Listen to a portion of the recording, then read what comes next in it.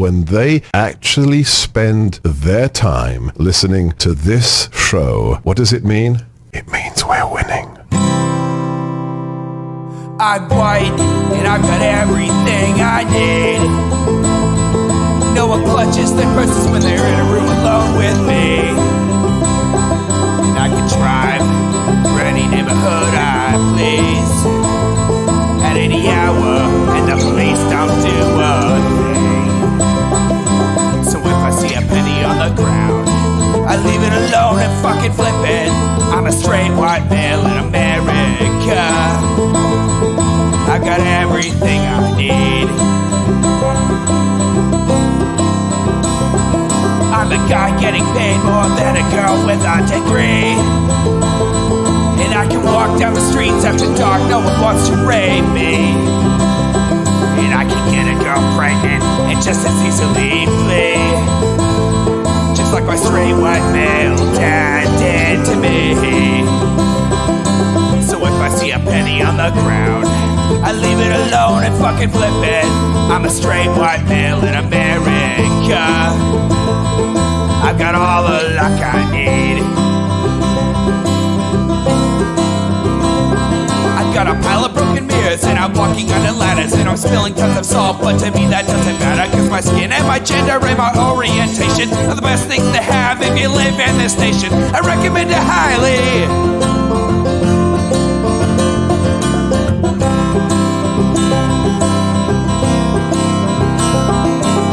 I see a penny on the ground, I leave it alone and fucking flip it. I'm a straight white male in America. I've got all the luck I need. Shit's gonna work out for me, cause I'm a straight white male in America. I've got all the luck I need. Hey, welcome to the Intellectual Dollar Tree. We do this show live every Wednesday at 7 p.m. Pacific right here on Twitch. It's twitch.tv/Echoplex Media. So if you're listening to this on the podcast, make sure you're following us on Twitch. Also, make sure you're following us on your podcast app of choice. Check out our other shows. You can just type Echoplex Media into your podcast app. You should be able to find all of them. And you can give us money at echoplexmedia.com. Click the support tab. There's a bunch of different ways to do it. We are doing a big studio upgrade August 1st, and if you could support us in any way in that endeavor, we would very much appreciate it. I'm producer Dave. You can find me on Grindr. HK is on adventures. Should be back soon, though. Maybe next week, maybe the week after. I don't know. I think they called him in for jury duty, so he could be there a while.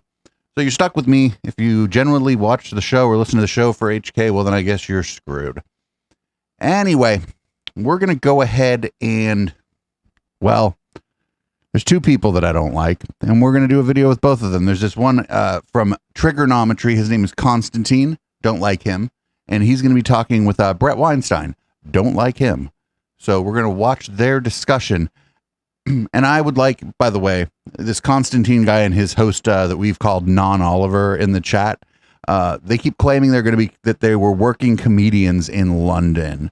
I looked around and couldn't really find any evidence that was the case. So if anybody could find some evidence that they were actually working comedians in London, that'd be great, because I kind of don't believe them, I guess. Anyway, here we go. This is staving off extinction. They're going to stave off extinction with a podcast, everybody. I liked when Joe Rogan came out and he said, look, I'm going to stop talking to politicians because I don't want to be a player in this field. And when it comes to this stuff that we're talking about, I don't want to be a player in that. So if the government is coming and taking your rights away and saying, if you don't take the vaccine, we're going to fire you from the job, I'm going to stand up and say that's wrong. Well, right? If the government is forcing you to wear an nappy on your face that doesn't work, right? Yeah, you're going to stand up. I'm going to stand up and say that's wrong. If the government is forcing you to live in a quarantine facility when you have a disease that is akin to flu, I'm going to stand up and say, what the fuck? All of this other stuff, it becomes a little bit above my pay grade is my point.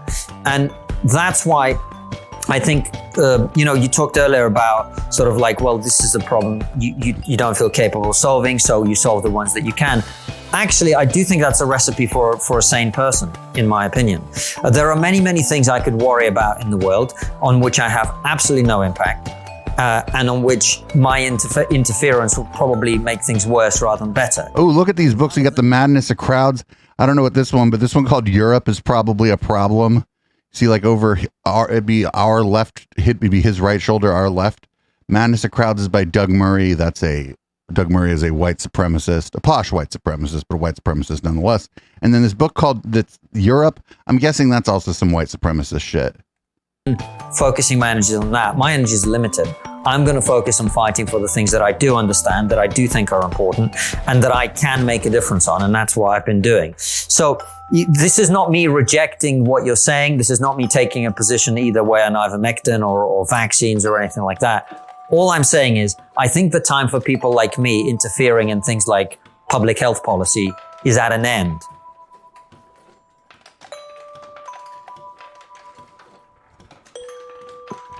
Hey folks, welcome to the Dark Horse Podcast. I have the great pleasure today of sitting in person with Konstantin Kisin. I am sitting, of course, on his set, the set of Trigonometry, also known affectionately as TriggerPod. Welcome, Konstantin. Thanks very much. Affectionately, they know what affectionately is TriggerPod. Down in person. It is great to sit down in person. Last time I saw you was pre-COVID. Yes, it was. Yeah. So it's been some time and the world is a new place Yes. since last we spoke in person. Thank you for the loan of this set. I will say I'm concerned about one thing, which is that because all of the visuals here are your visuals, I'm triggered to just let you ask questions and I'll respond to them, which that's not going to work, is it? Well, it's a pity because we would have loved to have you back on the show and in person, but Francis, so as people may know, I've been on paternity leave and Francis has been on holiday, very much needed one for the last couple of weeks. Francis is the one that y'all call We're non-Oliver. not able to interview because he's still abroad. But I'm really pleased that we get a chance to chat anyway. Yeah, me too. And I don't know how much it will be a focus of our discussion, but the new baby is certainly the most important fact in the room here at the moment. And congratulations. Why? You barely even know this guy, Bret. Why the fuck you care that much about his baby?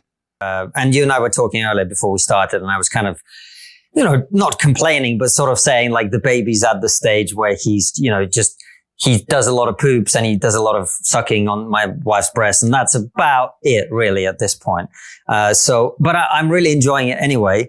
But it's who married this guy? Where they have a personality yet. So I'm really looking forward to getting to that point where This guy's like real creepy. The person, if you like. So at the point that you have stopped producing new children, you kind of forget some of what goes on. Am I right that your child is still in the stage where they remain where you leave them?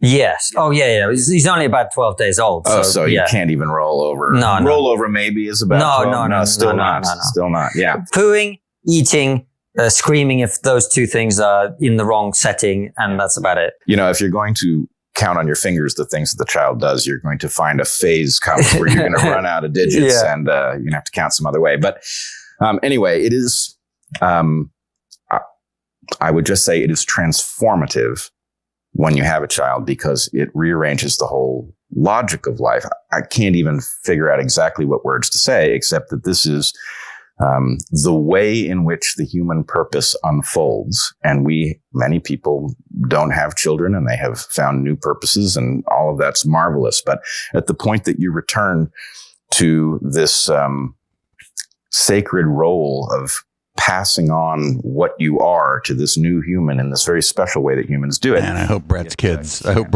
have like a sense of, they have a bit of an independent streak about life. And I do hear what you're saying. I went through the same thing where at first, babies are, a really important fact and you feel the emotional bond that you feel, but it's like, well, I can't really father the child very well at this point because, they're just not capable of taking on the kinds of lessons that I'm equipped to teach. I'm too smart for my baby, Bret Weinstein, circa 2022. Oh my God. Or maybe he's like, you're too smart for your baby, Bret Weinstein, circa 2022. Get the fuck out of here. You'll be there so soon. Oh man, I'm loving the whole process as it is. I was just observing that there's a kind of transitional phase. But in terms of the point that you make about, it changing who you are and how you view the world and how you behave. I noticed it literally the day that I found out my wife was pregnant. I was driving into London here to the studio, and a guy cut me up and sort of blocked me off on the road. And he was completely in the wrong by the rules of the road. And normally in that situation, I'm not going to lie, if people are going to behave like a dick, I am going to make it uncomfortable for them to continue to behave that way. Oh, you're not probably in a position to really do that very often, Konstantin. So I would normally take extra time to, I wouldn't be screaming and shouting. I'd take extra time to get out of his way. Passive aggressive. Okay, that makes sense. Give him an extra smile. You would make sure there was no profit in his behavior. Correct. So that the behavior would shut itself down. Yeah, exactly. Thank you for giving an evolutionary spin to me being a dick. Yeah, that was an evolutionary spin. That's what I would normally do. And Bret sees everything through an evolutionary lens, everyone. My wife was pregnant. I had absolutely it's not that I decided to be a different person. I just noticed that I had absolutely no emotional reaction, and I just let this guy get on with it as quickly as he could, didn't make it any more difficult. And I just think there is something that definitely happened with me, which in terms of how I conceive of myself in the society that I exist in terms of my status and relation to other people. This is 2 fucking hours. In the world instantly changed about that time when I realized there's a person who's now counting on me in a way that even my wife wasn't counting. My wife will be fine without me, I would hope, but a little baby won't. And I think that switch of being responsible for another human being who's helpless without you, it changed the way I think and behave about myself. And I'm sure there's quite a lot that you could probably talk to me about in terms of the evolutionary function of preserving yourself versus being a young male and risk-taking and all of that. Well, I remember a similar shocking transition. It wasn't on discovering that Heather was pregnant. It was, I believe, the night before she gave birth to my first child, Zach. And I remember, I think this must have been triggered by a dream, which I don't remember, but I remember feeling my brain rewire around the concept that the right thing to do would involve, running into the burning building to save this person were it necessary, right? I remember that transition. And how do you feel like this kind of stuff? I just don't believe it. And I think a lot of people say that these kind of things happen to them in this way. Unless my mind is just missing something that other people's minds are missing. How do you feel your mind rewiring or whatever the fuck he's talking about? Does it feel like a headache? Does it feel like a hangover? Does it feel like you bumped your head on something? I don't know. People talk about these sort of transformational experiences all the time where they feel their mind switch gears a lot of times in spirituality kind of settings, or spiritual gurus will say it. And I don't know what he's talking about. Happened close enough to consciousness that I wouldn't be of two minds about it, right? Now, here's the really uncomfortable part, though. The logic changes at the point that you have a second child, right? Because one does not want to take the tiniest chance, right, of saving a jeopardized child if it is going to strand another child. So there's an equation that has to be built. Oh my God, what the fuck? This is so stupid. So now my brain rewired itself in this other way because I had a second child and I realized I'm responsible for 2 children. And if I zig and then I should have zagged, come on, man. This is so weird. Remember that transition from this is now a very simple thing, even a very small chance of saving this person is worth trading your life over, right? To, well, you have to figure out the costs and benefits, which, frankly, I wish I didn't have that piece of information. It's uncomfortable to know that calculation is taking place, but I did feel it. And, it sure does line up with the evolutionary logic. Fascinating. Well, it's... but wait a minute, evolution isn't a process that happens in your conscious mind. I'm this is just bullshit. This has to be bullshit. Like, yeah, okay, like mammals that care for their young or whatever. Yeah, we're evolved to care for our young. But like the thing he's talking about was all like in his mind. He like ran through like imaginary scenarios or something in his mind, or he sort of was using, dare I say, his intellect to like think about things in a certain way. And I don't know if I think that's just thinking about things. I don't think that's really an evolutionary thing. It sounds so cheesy, and in modern society, you're not supposed to say it, but it is a revolutionary experience. It changes your view of things entirely. It does. Now, I will give you some advice that you definitely didn't ask for. Please. There is, I believe, no way to properly raise a child in this era. That ship has sailed. The era is so screwed up, and the hazards are so many, and they're growing at such a rate that if I were you, oh, what a pal, Bret. Bret's like, oh, you seem excited that you're having a kid. Well, let me tell you, society is fucked up, and you're going to fail. I would just, the cheery message every father needs to hear. Well, but here's the thing. You need to know it because until maybe this is different for you. Maybe you've seen enough parenting. But in our case, Heather and I hadn't seen any real parenting either. We had seen the parenting that was done for us, but we hadn't been around a lot of parents at the point we had kids. And so we learned a lot of lessons just by trial and error and talking it out. But one has the sense, right? We know that bad parenting messes kids up, right? And so there's it depends on what you mean by bad parenting. Are you imperfect because you're a human being and you make mistakes sometimes because you're a human being, and sometimes those mistakes have some impact on your kids? That's a different scenario. That probably doesn't screw anybody up. If that screwed everybody up, wait a minute, we're all screwed up. Okay, never mind. It all makes sense. Parenting, you'll be very concerned that you don't want to do that, right?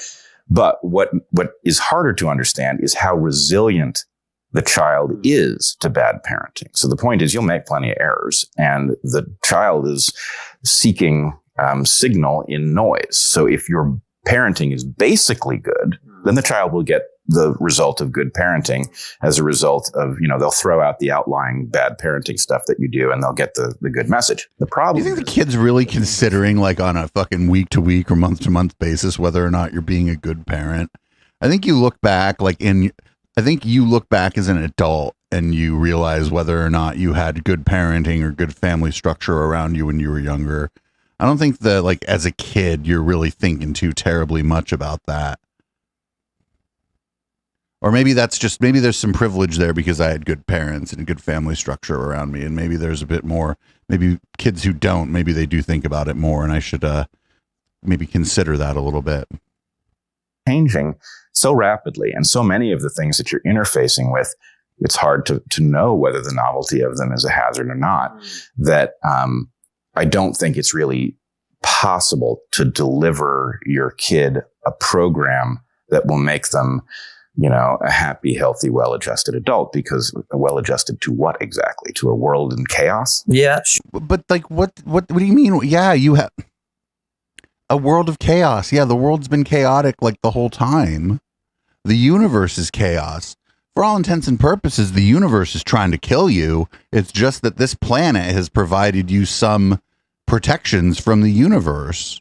So yeah, like, literally the universe is trying to kill you, and if you're trying to stay alive, that's chaos. So yeah, you can parent well and equip someone well for a chaotic environment. People grew up in the Troubles in Ireland and came out fine. People grew up during other civil wars that maybe we didn't learn that much about, or not civil wars, but civil unrest that we didn't learn that much about because we learn about the UK and Europe, at least we do here in America, because white supremacy. But yeah, people have grown up in all kinds of environments and come out just fine. sure. I think that's probably always has been true to a large extent. I mean, there would have been periods of time when it would have been easier to prepare your child for the future because the future was unlikely to change as much as it's changed. When was the time when the future was unlikely? First of all, the future can't change. It hasn't happened yet. The future is change. But like what do you mean the future isn't going to change? That's stupid. There have been other periods in human history, I think, where technological change has caused the sort of rapid transformation of society that we're seeing now. And I also, I'm not determined that I am the perfect parent. I know that's not possible. I am quite keen to be a better parent than my parents were to me or than my wife's parents were to her. And I sort of think like that's a likely outcome. To be honest, I love my parents and they did their best. But when I was born, my mom she'd been 18 for 4 days. My dad was 20 and they didn't know what the hell they were doing. So if I can, and I've turned out in my head, all right. So if I can be better than that, I think my kids will be okay. And also I just think, I maybe quibble with the idea that it was ever possible to prepare your children for the future. And maybe this is part of my background. I grew up in late Soviet Union as a kid, and then I saw that world collapse, and almost everybody in that society, 99% of the people in that society were completely maladapted to the society that formed overnight. And so to me, the idea that it's actually possible to genuinely prepare your kids fully for the future, I think it's probably more about instilling a set of values and a set of principles. And then holy shit, compared to the psychobabble that Bret's spewing out, Konstantin sounds like somewhat reasonable here, right? Konstantin's like, well, how do we, you can't ever prepare. And I can't prepare myself for the future. I don't know what's going to happen in 5 years. The talents and the ingenuity to fend for themselves in a way. So I think it's more about, there's a certain set of red lines that we don't cross, and there's a certain set of things that we do in every circumstance, which is, we speak the truth when we can, et cetera, right? All of those things. And then you just leave them to it. I think I don't know that you're going to get them to be well adjusted to any world, because the world's constantly changing. Well, but the problem is that's actually new, right? And I take your point. The world constantly changing is not new. This is no. The rate of change. So as we get older, we probably believe the rate of change of the world is speeding up or whatever, and that the world's so much different than we were young. But I bet everybody believes that, especially like Bret's probably in his 50s. I bet everybody believes that as they get into their 50s. But like they probably believe that people in their 50s in the 1980s believe that. People who were 55 in 1962 believed that. The printing press, that transformed society. I'm still uncertain about it.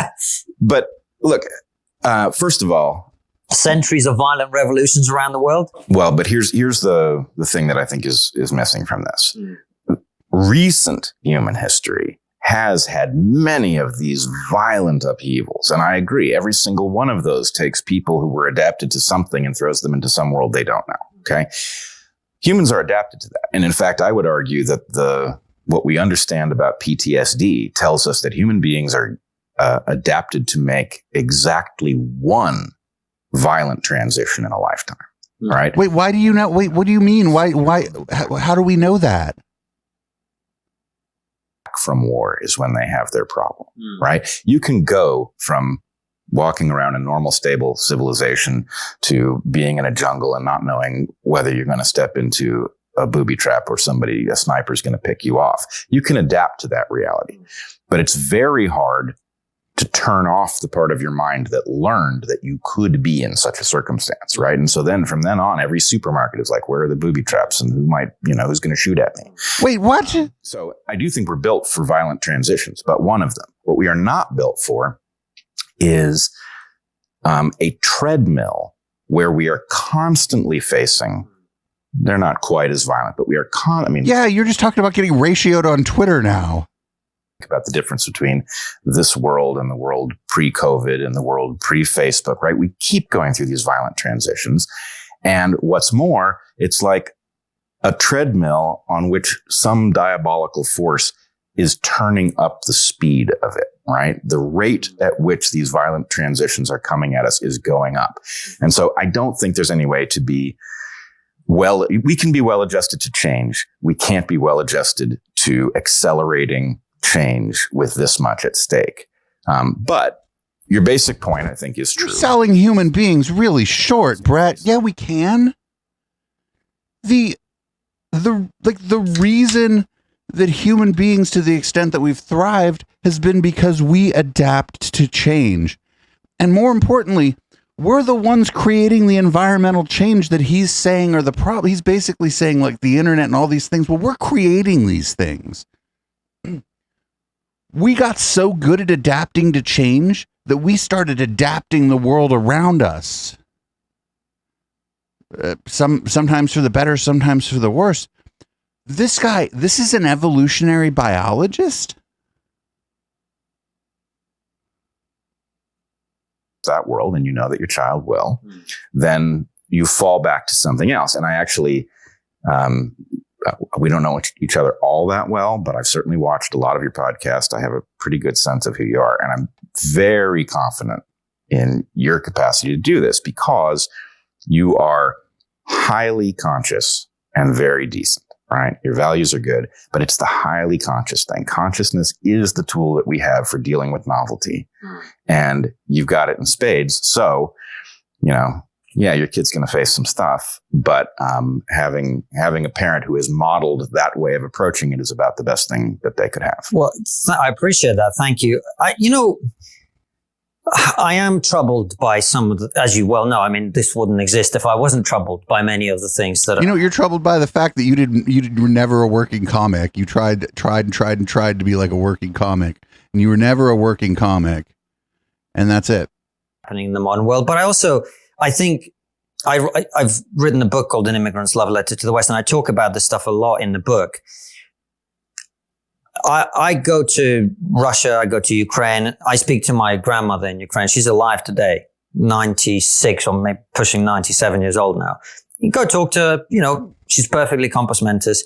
And she lived through the Holodomor, the gulags, exile, Nazi occupation, and on and on. The late Soviet Union, the transition from Soviet communism to modern society the way it is now, the rapid advancement of technology. This is in one lifetime. And is my kid going to face as many problems as that? I hope not. And I don't know that they will, frankly. Living through several events that have killed millions of people in your country, a foreign invasion with genocidal maniac who's doing that. Those are things that may happen again. But they may not. So I think we get a little, I know the change of the pace of change feels very, very difficult at the moment. And I think the direction of travel has not been good.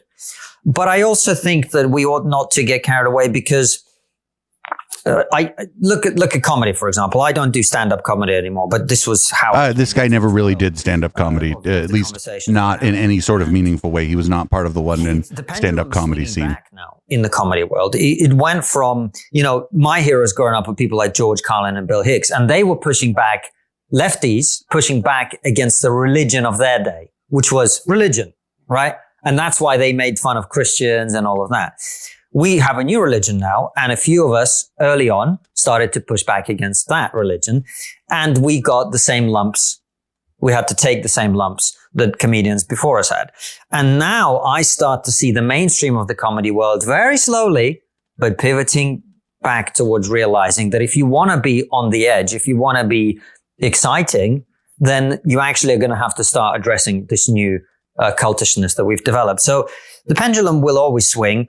I am troubled by the direction that it's been going. I'm also very optimistic, Bret. And maybe this is just fatherhood speaking through me, and I have to be optimistic for the future now. I don't know.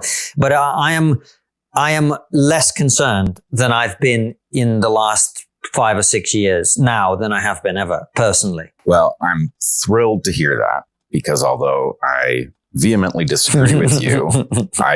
I think it's a very important data point. In other words, if I'm trying to calibrate my own model, how confident am I in what I'm seeing?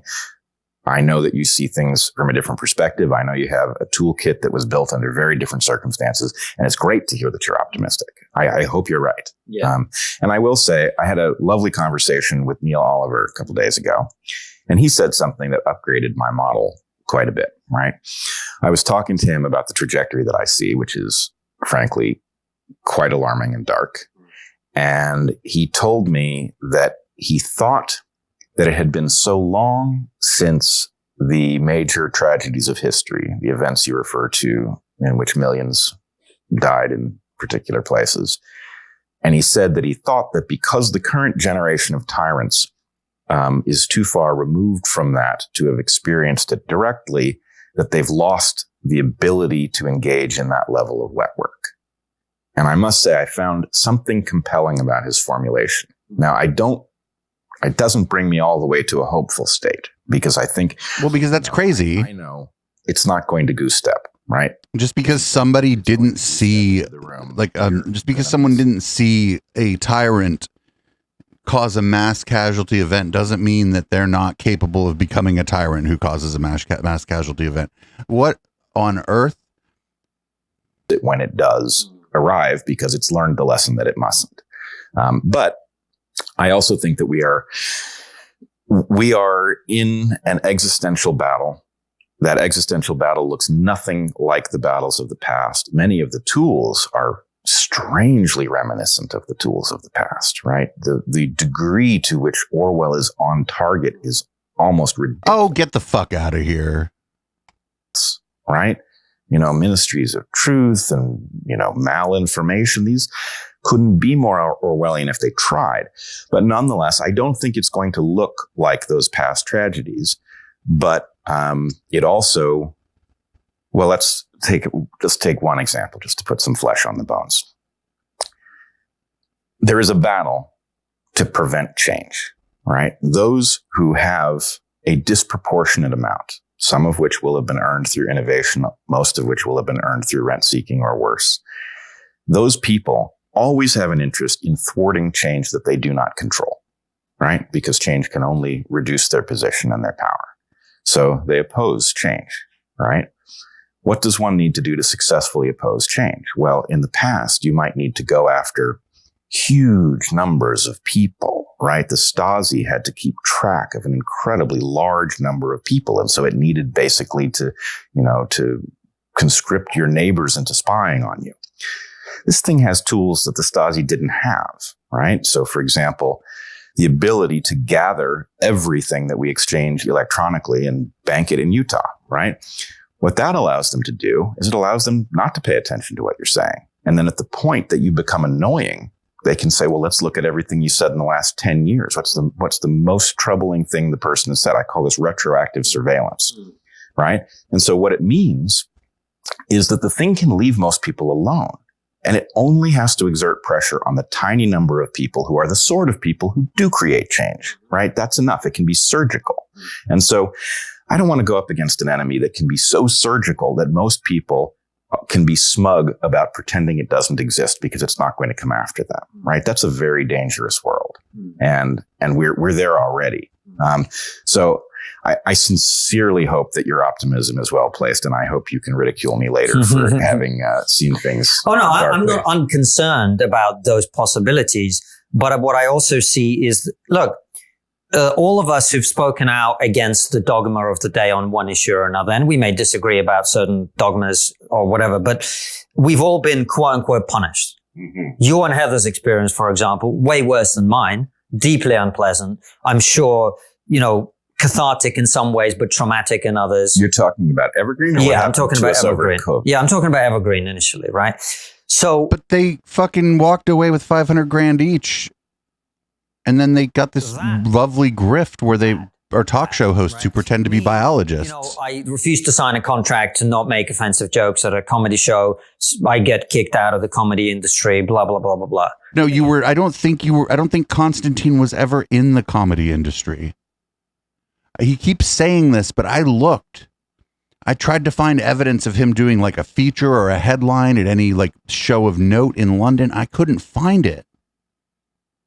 Again, unpleasant, not really kicked out, sort of like, Maybe you weren't funny. very different, very, very different to what happened to my grandparents. Mm-hmm. Even more different to what happened to their grandparents. In positive ways, right? Not burned at the stake, not put in a gulag, not executed, right? Look, I live this all the time. People come up to me specifically about the evergreen stuff, right? And they say the darndest things to me about my courage and you're a hero and this and that. And Oh, that's because they're weirdos, Bret. Like I think you and your wife each walked off with $500,000, and then now you're making, I can't even think of how much money you're making, because you have your own Patreon, and then Heather has her own Patreon. Is, I'm proud of myself, but do you realize how safe that was compared to what people have faced? I think we've become soft. We've become really soft. And no, losing your job sucks, actually. But like in his case, it was of his own doing. Look, I don't really see it go in the direction of gas chambers, but isn't being ratioed on Twitter basically the same thing, Bret? You see it going in the direction of digital gas chambers. I get it. Wait, what is a digital gas chamber?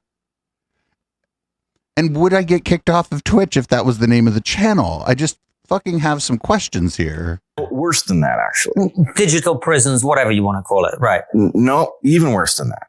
What I see coming is extinction, right? Extinction. Yeah. Extinction? And my feeling is it is our obligation to head that off.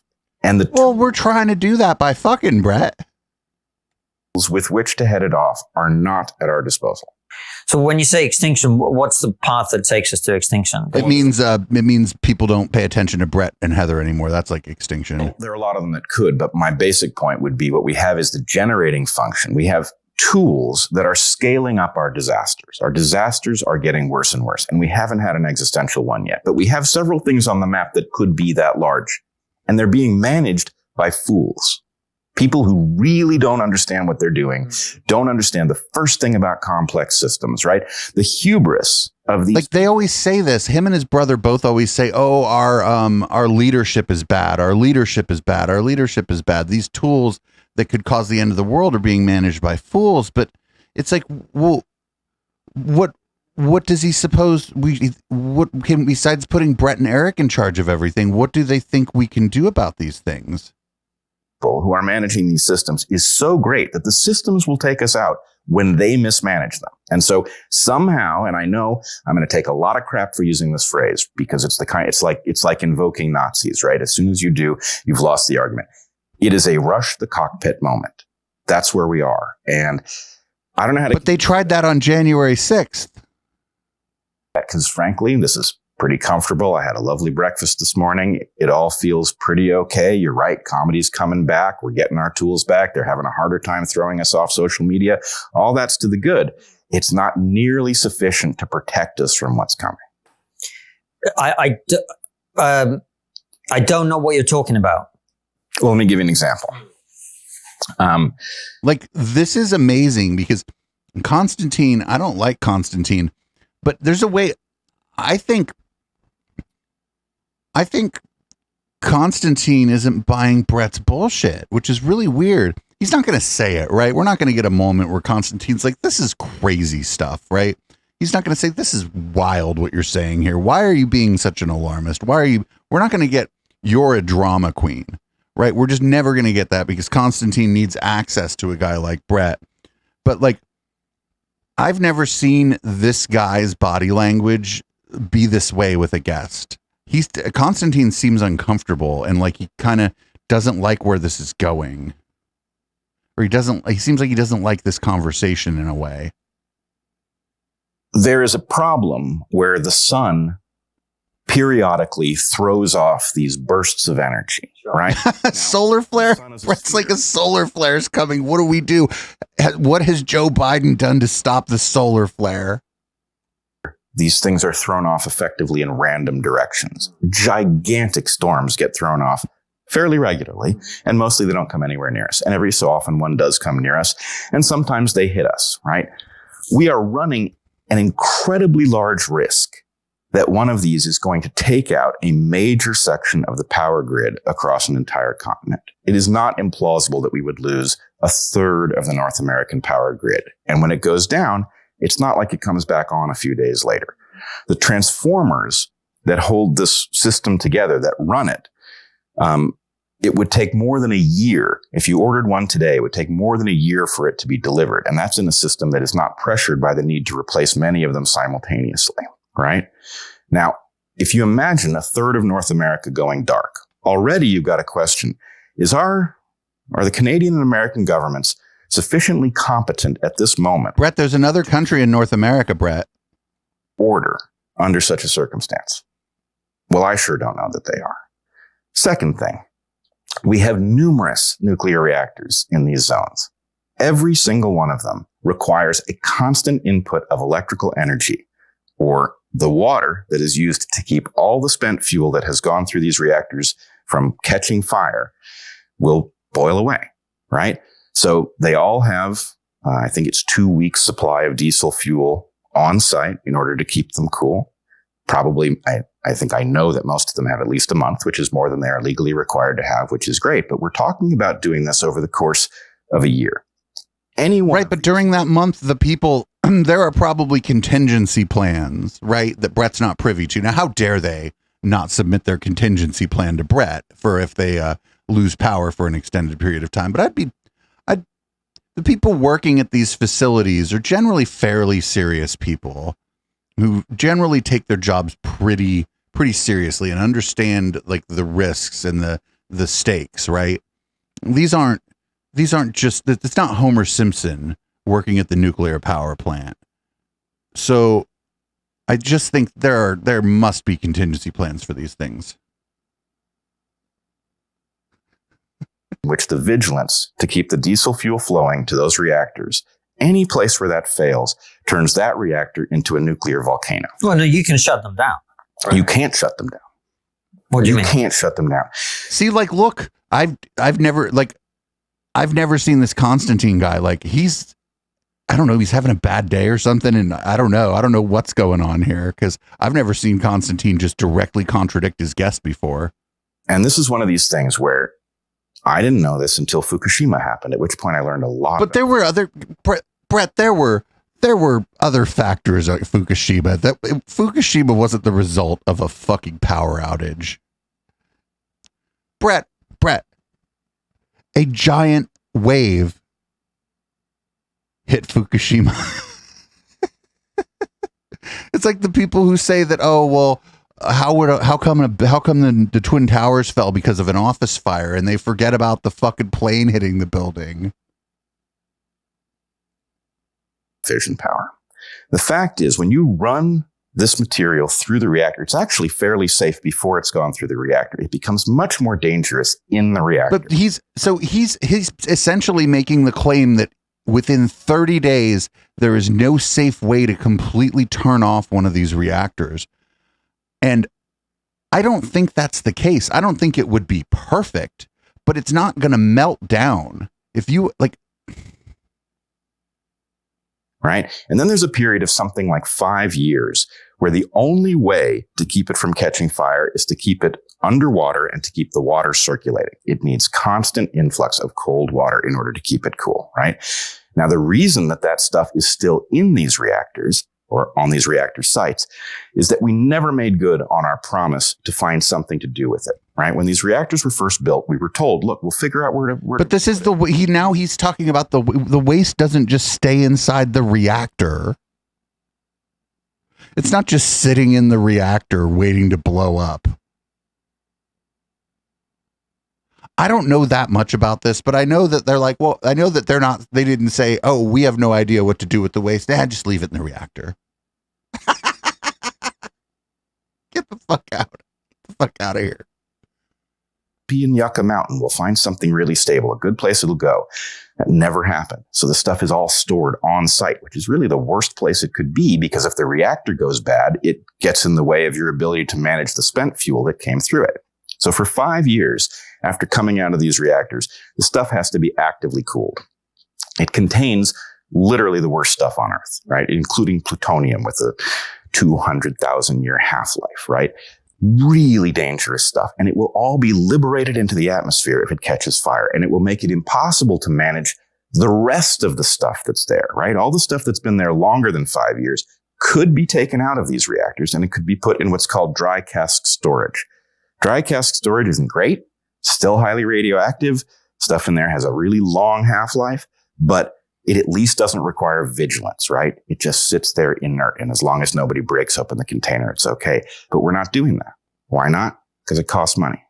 So what I'm telling you is that accidentally, we built a doomsday device and we distributed it across North America. Oh, is he against nuclear power? Right? It's just sitting there, right? And it's sitting there waiting for a failure that could be flung out of the sun at any minute. And at the point it gets flung out of the sun, we can calculate roughly the likelihood that the storm will hit us. We can calculate based on how big the storm is, what the potential is for it to do damage to our grids. But there's nothing we can do about it. So there's also something really important here. This assumes that the solar flare is like a direct hit and that it hits like a landmass. And I know that it's a little more complicated than that, but the planet's mostly water. So if there's a solar flare, the likelihood is that it hits the ocean, or that it mostly hits the ocean, and that this catastrophe, where basically the dead center of the country, like ground zero or whatever, is Kansas. Like Kansas is ground zero, like the dead center of the country, and it knocks out everything from, I don't know, halfway up Canada to halfway down Mexico. That's like a very, very unlikely scenario. It's a weird punchline in that story. The remedy for this isn't expensive, right? We're talking something to solve this problem in North America. We're talking about a sum of money that has been estimated as something like equivalent to a B-2 bomber, right? Stealth bomber. A B-2, okay. That's not a lot of money. You could tax the rich, you could tax the middle class, and you could come up with that kind of money and nobody would notice it. It's tiny, right? And yet we don't do it because the people who are managing our system are insane. They've left this vulnerability there for no reason. It doesn't serve anybody's interests. It's just easy to ignore it because it's kind of abstract and technical and nobody notices it because it's not a political winner, right? So in that world, right, that's one that we can say, hey, we know enough about this one to describe it. But then there's a whole series of other things where something has been done that we only discover after the disaster, that some process was underway that we needed to know about ahead of time, right? Gain of function research. How much did you know about that before COVID? Well, but the problem with the gain of function research is that during COVID and after COVID, a bunch of people who don't know shit about it are the ones telling everybody all this stuff about it. So everybody's afraid of it, like it's some boogeyman. I haven't bothered to look into what it is, why we do it, how it works. I've just seen a bunch of Substack weirdos talking about how, the gain of function research is the fucking reason this shit came from a lab. I don't think Bret could give you the back of a napkin description of what gain of function research is. I wasn't paying attention. No. Right. So, okay, they're doing gain of function research. Well, how much more of that are they doing and on what? And, how good is their security and how much of it's in Ukraine and what happens? How much of it is in Ukraine? Right? Well, none right now. I think the people that were doing like any kind of research in Ukraine might tend to be busy right now, Bret. You got that. You've got the Aliso Canyon disaster in which we are pumping natural gas into old oil deposits and storing it there, and it can spring a leak. We've got the Deepwater Horizon accident. We've got the financial collapse of 2008, right, with the credit. He's just naming things, just things that are scary or bad things that happened. He's like, look, there's things, they happen. The Deepwater Horizon was an unmitigated disaster because it dumped fucking oil everywhere. But the financial crises or whatever, those are of our own doing. And like, we can make a world where there are no financial crises like that by doing the economy in a completely different way. But we're not going to do that. But also, these things are on a different scale than his like day after tomorrow fucking thing that he was talking about. Default swaps. I mean, the point is people are inventing dangerous technologies all around us. And you know what? We've gotten through all of them so far. But at some point, something that is of the appropriate scale. I mean, by his logic, we should have never figured out how to harness fire, right? Think about all these things that he's talking about that have like caused damage. And then think about the wildfires that we've seen on the west coast of the United States and Australia over the last 5 years. And start thinking about like what has caused more human suffering. Ask yourself at what point does his argument just basically say, man, no, invent fire? Is going to get unleashed. And my point is, I want to know the name of every technology that has that capacity now. And then I want really smart people who aren't corrupt to discuss how you properly manage it. But then who decides who's the smart person who isn't corrupt? And how do we know that the people deciding that aren't corrupt? Like, this is the problem with all this stuff is we don't. This is the problem with like this sort of idea that, oh, the smart people should be in charge. We should have just the best and the brightest doing everything. Well, that's great. But then like somebody has to decide who's the best, who's the brightest, who's the smartest, who's the least corrupt. And then now it's another layer of people making that decision that now those people better be the best, the brightest, and not very corrupt. And the problem is that people are not the best and the brightest. None of us are. Maybe some of us are. Most of us are not. And all of us are corruptible in some way. So like I don't know what he's talking about or like what the end game is here. He would have to impose like some kind of authoritarian global society with him and his brother or something at the top to get what he wants. And I know that none of that's happening. Well, congratulations. I'm slightly less optimistic than I was before we started this conversation. Well done, Bret. Sorry. Well, we're having a conversation completely outside of my area of expertise. So I don't really have. Oh, it's also all of it is outside of Bret's area of expertise too, Konstantin. But again, Konstantin will never say we're having a conversation outside of both of our areas of expertise because he wants access to Bret, wants to make sure Bret will come on his show again. Maybe having a kid is turning this guy into a cynic. Maybe 5 years out, Konstantin will be cool. Who knows? To come back to you with. Well, look, it's outside of all of our areas of expertise. I'm not a nuclear engineer, right? But you just gave a fucking speech. You just speechified about it and like several other topics for several minutes. I don't even know what I would need to be a astrophysicist to know about solar storms at the proper level. I do know enough to like know the problem. You wouldn't have to be the astrophysicist. You would have to trust the astrophysicist or the consensus among astrophysicists, right? I don't have to be an astrophysicist to go try. Okay, well, what do the people who are studying this think the odds are if in my lifetime solar flare of a sufficient size would hit to do serious damage to infrastructure? What are the odds that will hit the planet during my lifetime? And then you just have to trust them because they're doing the work. They've been studying the cosmos, or there are people probably specifically who study the fucking sun. In fact, there are probably people who did their like PhD work specifically on a specific type of solar flare that I don't know even the name of. And so then that we have to trust them. But Bret and his brother, they don't trust academia because academia has rejected both of them. So their personal gripe with academia means that they're not going to trust the experts. So they're going to just say, oh, well, there's actually no way to know if this is likely to happen. And there is a way to know if it's likely to happen. It's just you got to trust somebody. But the problem is those are the same people who didn't give Bret or his brother a Nobel Prize. And so they don't like those people. This gain of function stuff. But really none of that is the point, right? You do know enough to say, well, hey, that credit default swap thing sounds like it was a bad idea before it went bad. And then we found out about it. But there were people in the industry sounding the alarm about credit default swaps, and nobody listened to them because make hay while the sun shines, baby. That's what people were doing. Point, it had gone bad, and it didn't take out the world economy, but it was of a scale that tells us that's possible, right? So something out there, we've got a sorcerer's apprentice problem, right? There's something out there with the power to unleash things that it cannot keep under control. And we don't have the wisdom to address it. And so anyway, I do feel... See, it's interesting you make that point, because credit default swaps is something I understand a little bit. And actually, what's interesting about the We did a lot of credit default swaps in my pretend comedy career.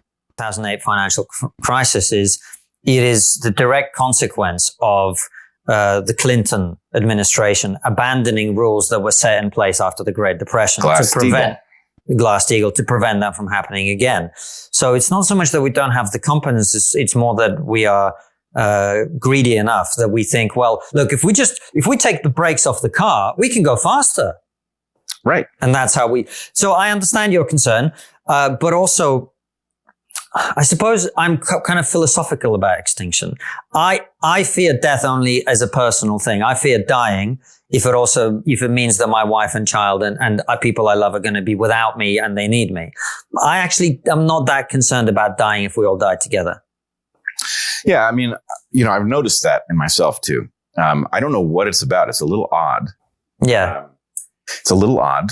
Well, it's because it's because the scenarios in which we all die together are few and highly unlikely. Climate change, we're not all just going to wake up one day and cook, right? Climate change is going to be personal misery for people. People will die in personal misery, and you might be one of those people. It's not like the giant asteroid hitting the planet. I'll take the giant asteroid hitting the planet if I know for sure that over the next 20 years, we're all going to go because of climate change, because the amount of suffering, not just of human beings, but of every creature on this planet, if climate change takes us out over the next 20 years, it's going to be horrific. Whereas if the asteroid hits the planet, hey man, we can just throw a big party. We know it's coming, right? Like, that's why. Fear death. I fear leaving people behind who might like me or love me or need me. Yes. But I've lived a great life already. I have exactly the same sense. I'm very comfortable with who if I died 10 years ago, I'd be concerned that I hadn't become the human being that I could die and know that I'm proud of that person. But maybe in 10 years, Konstantin, you'll look back on all this and be like, well, boy, am I glad I cleaned up the mess I made associating with these fucking grifters. And you'll be glad that you had those 10 years to like change your behavior or whatever. So like, you don't know what the next 10 years are going to bring. And 10 years ago, you had no idea what the next 10 years were going to bring. I'm more comfortable in that. I'm like, this is a person who's stuck by his principles, who's done some things that he thought were important, who's created something, who's employed people, who's made other people's lives better, who's helped his friends, who's, all of that. And so I hear you. The accelerating pace of technological change means that we're left in the hands of people that we wouldn't otherwise choose to trust. And the catastrophe that could come from that failure is... But that's just what happens when you rely on expertise. As we get into a more technological society and rely more on expertise, we have to do that. This is same as it ever was. Extinction level. Sure. Okay. I'm okay with it, Bret. Well, all right. Well, I hate to be this guy because I want to make you less okay with it. Some of us are going to survive, is what you're going to say. No. First of all, I'm not entirely convinced that that's right, but it could be. Yeah. But I guess the point is, I detest the idea that some will survive and we will leave them a greatly diminished planet that will not recover. Right? They might live on it, maybe. Oh, I don't know. If we go away, the planet will probably do just fine. We just won't be here to fucking enjoy it. To continue on, and the human species will do whatever's next, but it will be on a planet that we wrecked. And I can't be okay with that. Now, look. There's a practical issue to all of this, Bret, which is everything you're saying may be completely true. And I'm sure there are big elements of it that are. But at the end of the day, I've always made my life about solving the problems that I think I have a role in and that I can solve. And this ain't one of them. Well, no, I disagree with you completely. I'll try it with 2 points. Okay. One, I agree with where you are, right? I've had a great life. I feel like, as you, I'm in the black. I have contributed more than I have absorbed. Right? Oh, that's not true. I'm not looking to die. I will avoid it as long as possible. I really don't want to strand my family. But, you know, if I went to the doctor tomorrow and I got a terminal diagnosis, I would think, well, it sucks that it wasn't longer, but I can't complain, right? On the other hand, we are temporary custodians of something that has been in motion for 3.5 billion years. I don't really care about it very much. You know, I think the planet is full of cool creatures, and the creatures that we were before we were human are cool, and I like all that. But the ability to be a human being, right? The ability to have the capacity to even catch a glimpse of where we are and how unlikely that is and what it implies about the universe, and to have some idea of how big the universe is, and to look at really marvelous things and be provoked and to feel love and all of these great things, right? That experience is, it is the greatest experience that could be, as far as I know. And I believe that we have an obligation to deliver it to as many people as can possibly experience it. Now, asterisk, I know that in the end, none of us get out of here alive. Our species will go extinct, right? The sun is going to swallow the earth. I believe before that, our galaxy will collide with Andromeda, which ain't going to be pretty, right? Even if we were to escape these galaxies, ultimately, you know, the universe either goes cold or, you know, hot or whatever the end might be. But the point is, but we're not going to be here for any of that. Even whatever we might accomplish as a species and whatever we might escape, it'll get us in the end. That said, that right there could be an argument for not taking my next breath, but I'm not listening, right? I'm taking my next breath. He's like, there's Patreon money to get. There's grifting to do. As I can.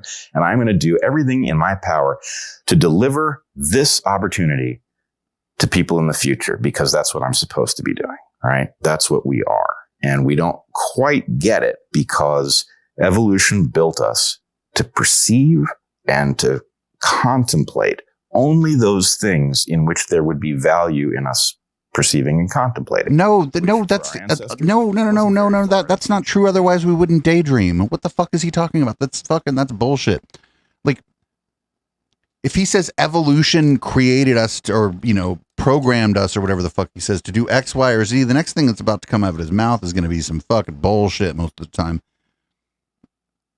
We don't know why we evolved the way that we did necessarily. But for us to only contemplate things that, as he would say, like matter or whatever, then that's absurd. That's like not how we work.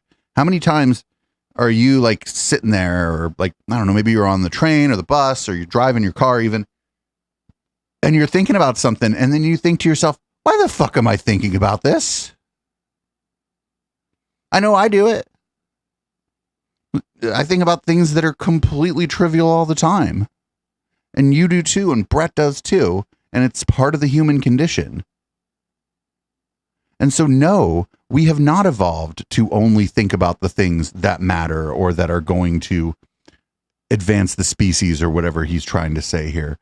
That's clearly not how our brains work. They didn't have any power over the future. We have ultimate power over the future. So we have to correct our thinking, and we have to start seeing our distant descendants as important, which isn't easy because they are completely anonymous and mysterious to us. But well, they're not born yet. I have an obligation. They're not mysterious. If you blink out tomorrow, I'm not going to feel shortchanged, but I'm going to feel a deep sense of shame that we failed them. I hear you. What I'm saying, though, is that it's not so much that I am unaware of the existence of our future descendants. It's more that I can only solve the problems that I'm able to solve. Right? Based on my skills and the limited talents. He's like, Bret, I complain about cancel culture and have a bunch of frauds like you on my show. I'm not trying to save the world. Like, this is such a weird thing because I really don't like Konstantin and his co-host. But in this discussion, because Bret is so delusional This guy who's just trying to make a buck off the IDW, let's not get it twisted. This guy who's just trying to make a buck off the IDW seems like way more grounded in reality. Have, right? And the influence that I can exert in the world. And by the way, my biggest concern is that always, all of us, you and me included, are acting in ways whose consequences we can't predict.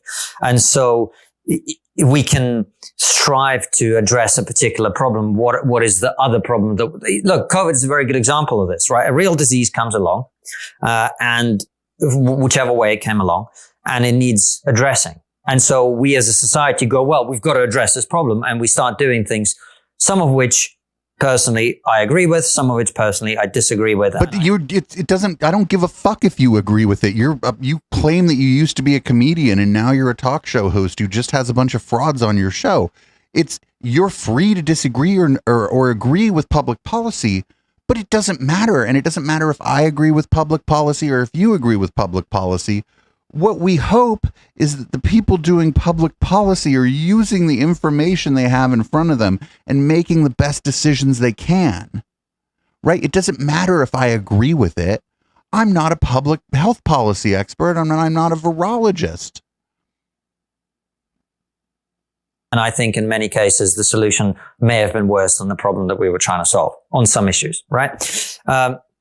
So in that desire to make the world a better place, I'm wary of people who are so confident in their own ability to solve these problems consequence free that they sort of push us down that line. I'm wary of my own kind of inability to play a positive role in solving this. So there's certain things that I can do, and I'm doing them. Beyond that, I'm not able to solve the problems you're describing in any meaningful way. Well, I mean, I agree with your formulation. The problem is people whose hubris causes them to think they can solve problems and to be unimaginative about the unintended consequences. I'm totally on board. Oh, Bret, are you totally on board with that? Because you just described you and your brother. With that, I mean, this is the flaw of progressivism, right? Wait, what? Don't spot the unintended consequences. You do the thing that you think needs to be done, and then do make things worse. But what I'm talking about is actually. So there's a difference. Like if you do something like he says, oh, that's a problem with progressivism. You know, you make changes and it makes things worse. Does it always make things worse? Or when you make changes in policy, have you just created new challenges? Like, do you know what I'm saying? It's like, what's the difference between we've made this worse and we've created a new challenge because of the policy decision that we've made? I don't know what the difference that is there. I think it's probably framing. Outside of some pretty wild shit that people have done over the course of history, where maybe they thought they were going to make the world a better place by, like, I don't know, using mercury as a treatment for some disease or some shit. Okay, well, you've made everything worse. But like outside of like these wild, crazy things that have happened in our history, a lot of times when changes are made, sometimes it disrupts the system a little bit. Sure. But those are just new challenges, new things for new people to solve and new things to address. And maybe those challenges are actually good because then we address some underlying issue or some unintended consequence of a good policy. So if you have a good policy and there's a negative unintended consequence, and then you solve the negative unintended consequence, you've just made the good policy probably better. Shutting down a kind of cryptic progressivism, right? Gain of function research.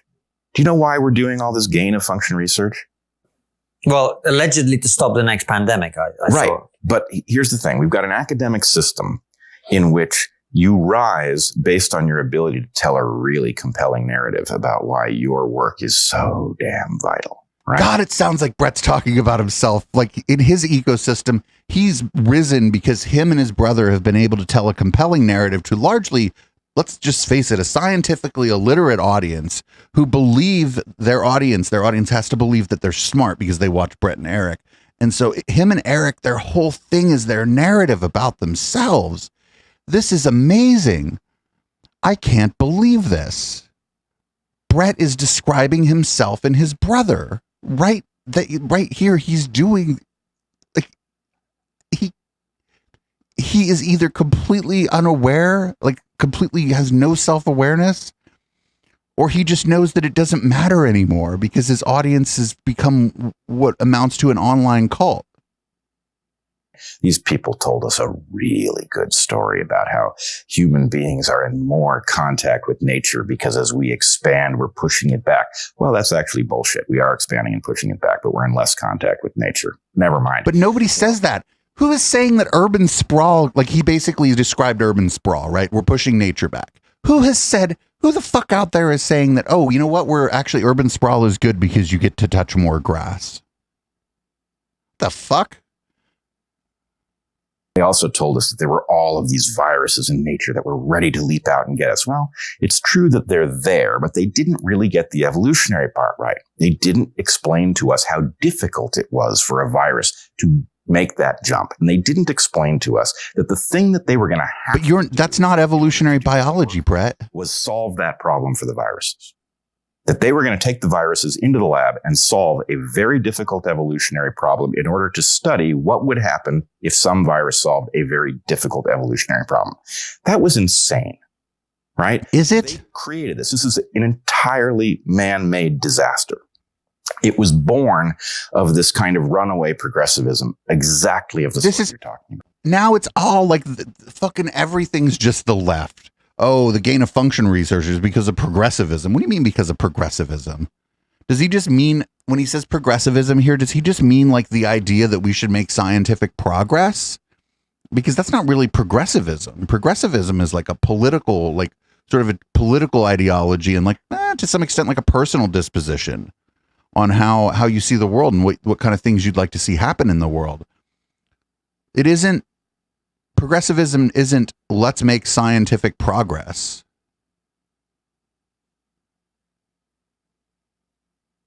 Hey, we'll solve the problem of the next pandemic.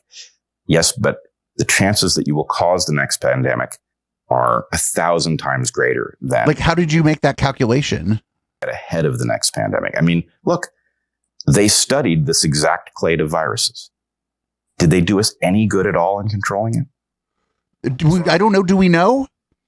You know, he's talking about this as if there's no chance that any of this gain of function research that he's talking about could have been beneficial in the production of, for example, a vaccine. I don't know.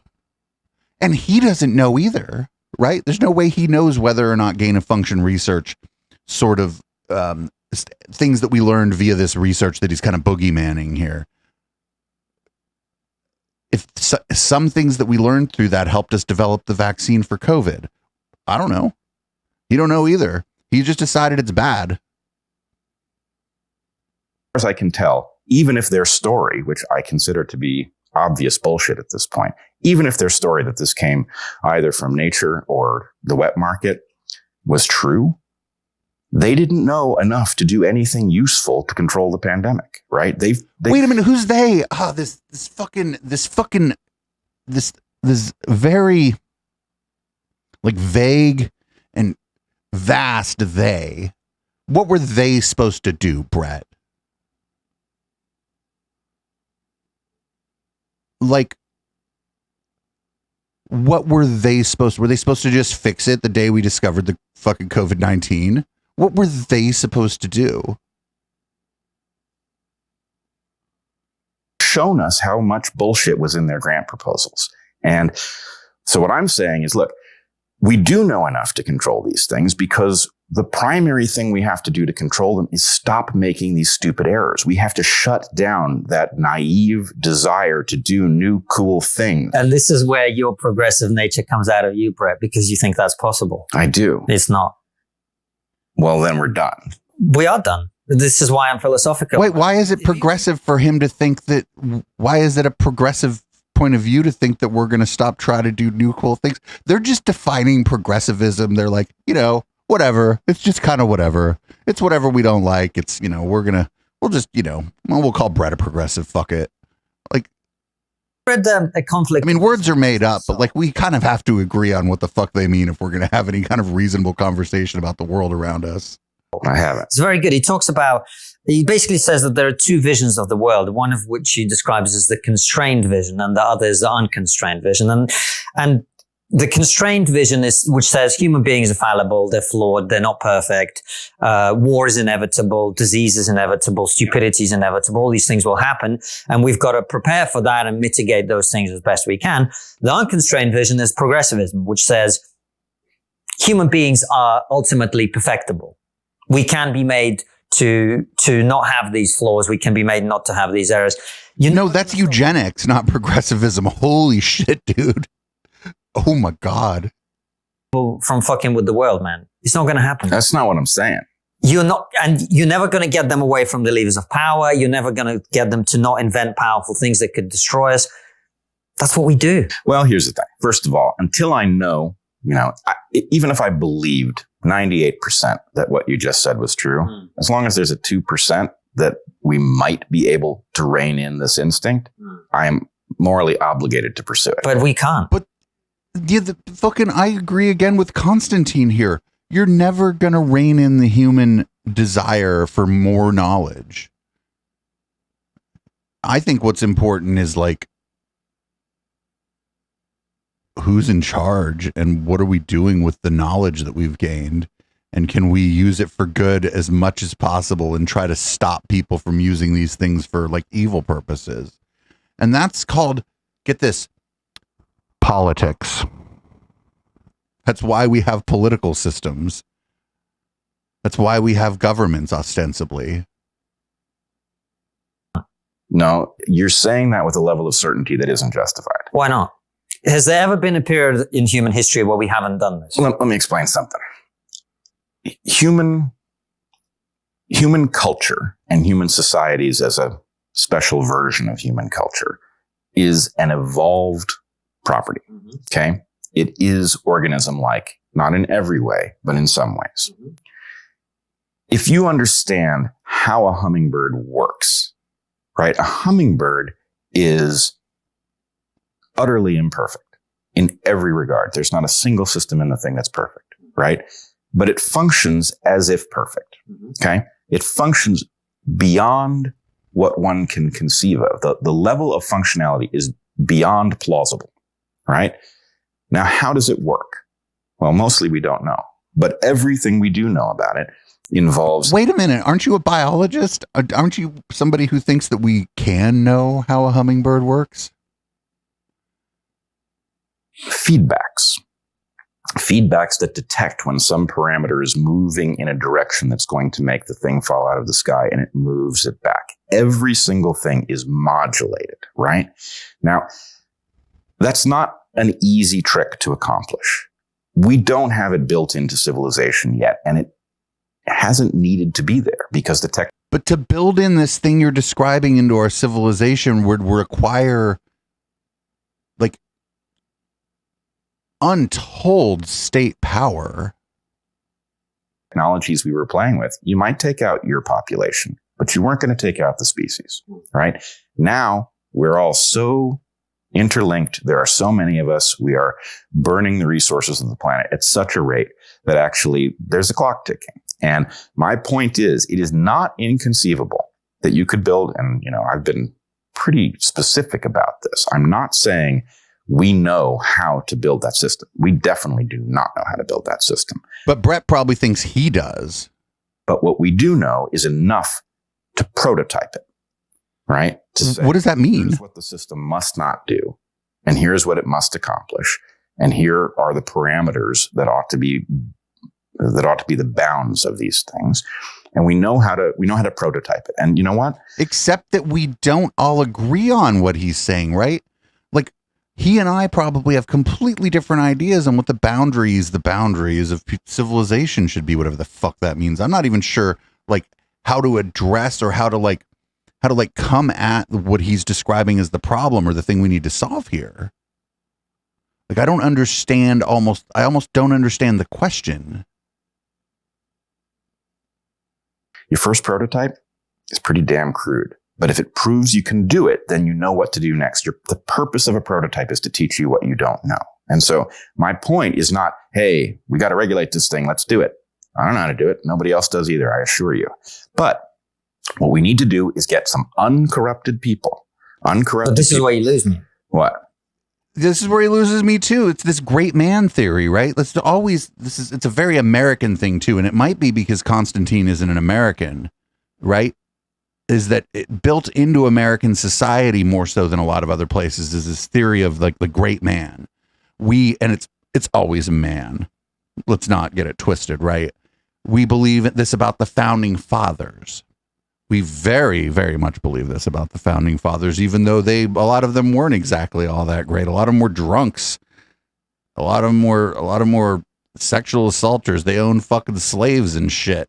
But it's this great man theory. Bret just thinks, we just need the right, 7 men in charge or what the fuck ever.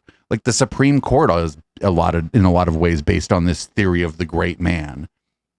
It's a very American thing. And I think that's maybe why Konstantin isn't going to buy this either.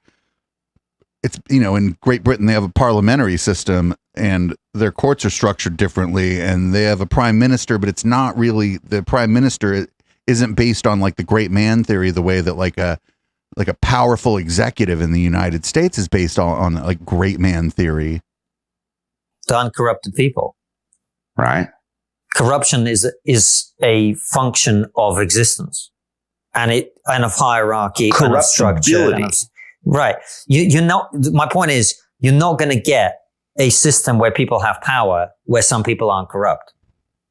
It's impossible. I'm not saying, no, people will be corrupt. What we need is a system that your corruption costs you more than it benefits you, that it moves you away from power rather than towards it. We have the exact opposite. But that is in direct contradiction to the interest of corrupt people who always will have the power in the system of the kind that we have. I think you're like, imagine having this fucking failed comedian who does a show called Trigonometry explain the basics of humans and how we deal with power to you when you're supposed to be some kind of genius. Think about that for a minute. It's not like Konstantin's some kind of fucking brilliant person. We've been bagging on Konstantin since I started this show, but Konstantin is explaining like just the most basic ideas that we have about humans and power and how humans behave when we have power, especially when we start having groups of people who have power. This is like shit you learn in like 6th grade. No, I think I'm making my point. Well, but then which is you're never going to get away from that. Well, you say never going to get away from that, but I think that assumes this system, right? Look, like I said, this is your progressive coming out. No, this isn't that Konstantin. This has nothing to do with whether or not he's progressive. This is great man theory. And I think that great man theory tends to be a conservative idea. It's an old school idea. It's not a new idea. Okay, fair. That's a fair challenge, but understand something. I call myself a reluctant radical. Okay. And what that means is I believe only radical change will save us, and radical change is inherently so dangerous it should terrify you. So I am not a progressive by virtue of the fact that I'm enthusiastic. Playfully teasing you. You know that, right? Of course. Yeah. This is why I don't believe this guy was ever a comedian, because he's not teasing Bret. He just said something stupid. It's important because I think you do disagree with me, and I think I am trying to make a point that, frankly, I don't love saying this because I hear a mechanism at work that actually liberates a friend of mine from a kind of obligation that, frankly, probably we can't meet and is really unpleasant. So I don't necessarily want to inflict it on you. But I do think that, in terms of being philosophically consistent, we aren't cooked yet. And you know what? No, we're not. But you haven't mentioned climate change once, and that's the most likely thing to cook us.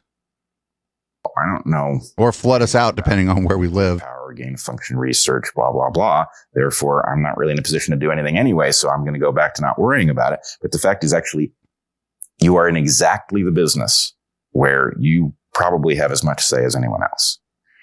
I don't think that's true. But here's the thing. You're in the business of persuading people of things that they can't see.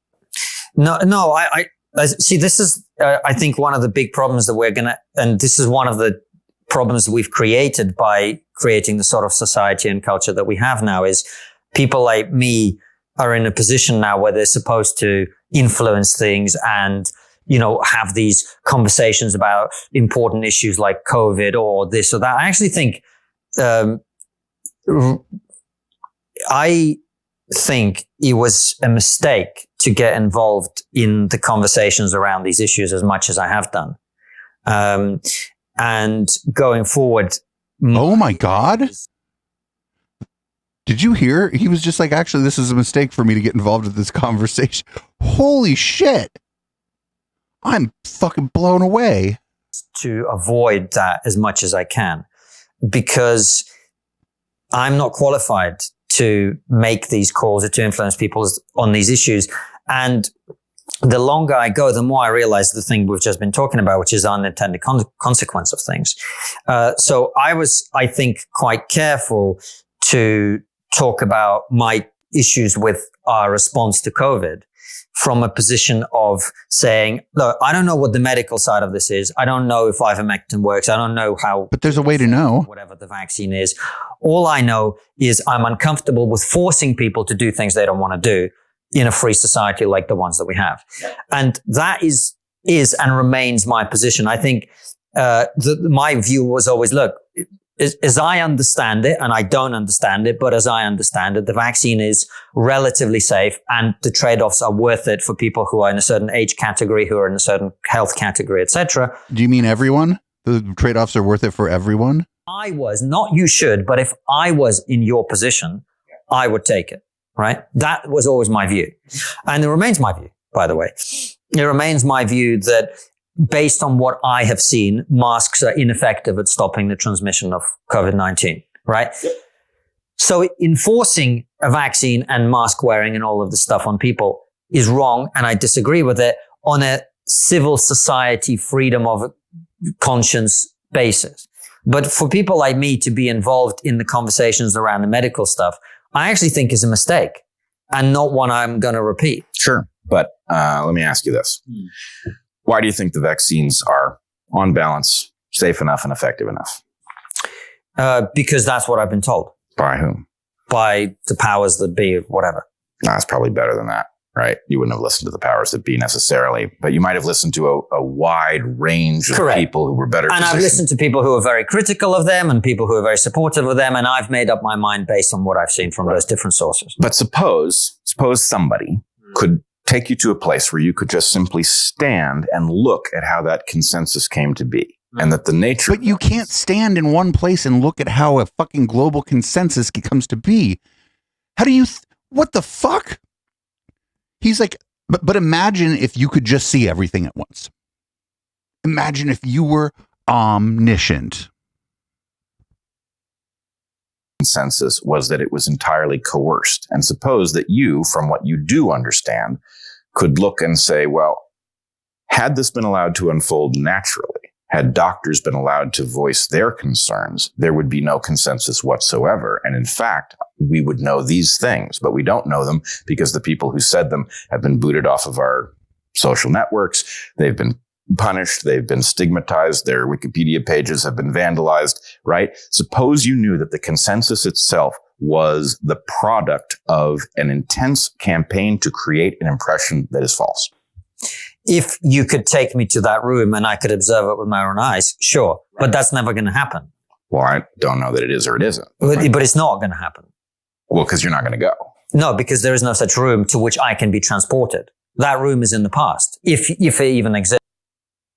Oh, I don't think it is. The fact is, there are places that you could stand. I don't know that it would nail it down 100% for you, but there are places that a guy with your intellect and your skill set would look at. Oh, here we go into sense making. And I think maybe we're going to watch the rest of this, I think, during the post game. We're at about an hour and a half, so I do have to cut the podcast off. Sorry, pod listeners, but maybe I'll make this one a freebie this week. I'll put up the patron show for free if you want to check it out. I'll put a link in the show notes for that. This is that shit we keep talking about with sense making, where it's like, well, actually, what you need to do is reject empiricism, reject expert opinion, reject consensus of expert opinion, and you need to figure it out yourself.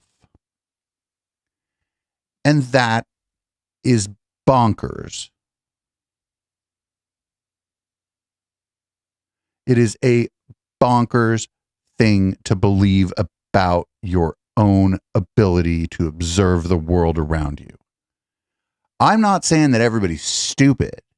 And I know a lot of people who might be critical of what I'm saying here would be like, what do you think? I can't figure shit out for myself? And my answer would be like, most of the time, yeah.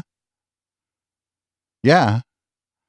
I mean, I'm sitting here using a bunch of stuff to produce this show. Sure, I'd have a basic level of understanding of how some of it works, but I can't create this laptop. I could buy the parts and put it together, but that's different. I haven't figured anything out there. I'm just following instructions. So it's just really interesting to me that people never sense make about things like my refrigerator is leaking water everywhere, right? Like I had to have my refrigerator replaced not long after I moved into this place, actually. And me and my roommate, Rob, at the time, we weren't like, well, let's think about this for a while. Why do you suppose the refrigerator is putting water on the floor? No, we called the property management and they sent out somebody to fix the refrigerator because that person knows how to fix the refrigerator. And it's just really interesting that when you get into stuff like medicine and health, that you have a lot of people telling you that not like your refrigerator, which is super complicated that you could never figure out yourself. Your body's actually simple, and you know about your body, and you know about vaccines, you know about these treatments. You just need to figure it out. And that's fucking crazy. Also, nobody ever sense makes about their own heart attack, right? Like they get their ass to the goddamn hospital and have somebody hopefully save their life. Nobody sense makes about plumbing. You got some plumbing problems where you live. You just want somebody to come fix it. Somebody who knows what they're doing and is reliable and trustworthy. And so you rely on their expertise. It seems like once you can't actually see the thing yourself, not everybody, a group of people thinks that you can just use your intellect to come to the correct answer. And this is just an outrageous thing to believe. Nobody is that smart. I couldn't sense make about how to build a power strip, right? I couldn't sense make about how to make an aluminum can. These are fairly simple things that industry does for us, right? So why the fuck would I be able to sense make about a virus, a vaccine, and medical treatment?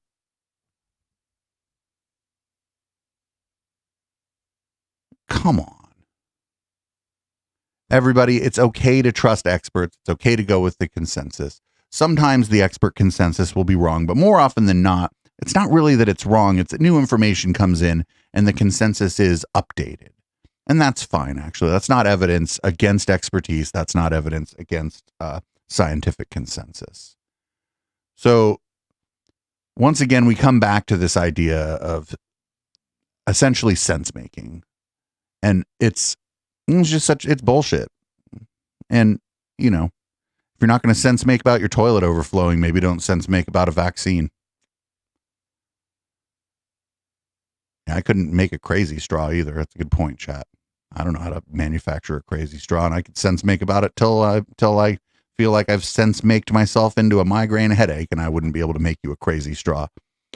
Doesn't make me stupid. It just means I don't know how to fucking manufacture a crazy straw, and that's fine because I'm an okay talking head, pretty good Linux systems administrator, and I'm an expert in Linux audio as Linux audio exists now.